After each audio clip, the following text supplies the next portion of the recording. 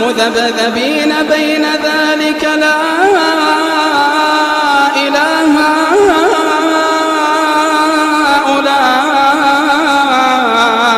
هؤلاء مذبذبين بين ذلك لا إله هؤلاء ولا إله هؤلاء ومن يضلل الله فلن تجد له سبيلا.